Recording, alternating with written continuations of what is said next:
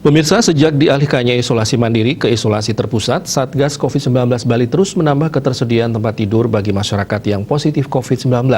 Ribuan tempat tidur tercatat telah dipersiapkan dengan menggunakan berbagai fasilitas umum yang tersedia.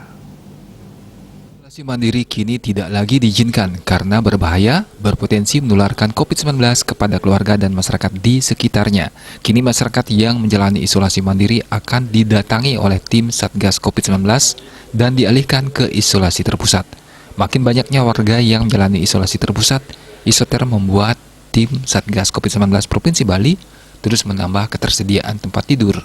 Kapolda Bali seusai menghadiri apel bersama Satgas COVID-19 Bali mengatakan, ketersediaan tempat tidur bagi masyarakat yang akan menjalani isolasi terpusat akan terus ditambah. Jumlah tempat tidur sebelumnya tercatat 3.000-an tempat tidur akan terus ditingkatkan. Pemerintah daerah menggunakan berbagai fasilitas umum yang ada yang akan disulap menjadi tempat isolasi terpusat. Nantinya tim tracing jika menemukan masyarakat yang positif COVID-19 akan dijemput dan diarahkan untuk menjalani isolasi terpusat. Perkiraan kalau dulu ada sekitar 3.000-an tempat tidur, ya sekarang akan terus bertambah.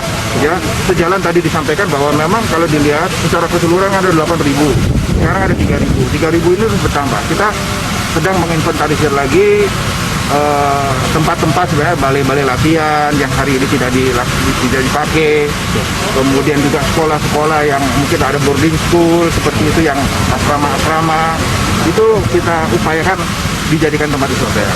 Jadi tidak hanya memanfaatkan hotel-hotel, ya hotel-hotel tentu biayanya lebih mahal kan seperti itu. Kita tadi sepakat pemerintahan daerah juga memanfaatkan fasilitas pemerintahan yang ada dan fasilitas dari instansi-instansi yang memang bisa dimanfaatkan untuk pelaksanaan isoter.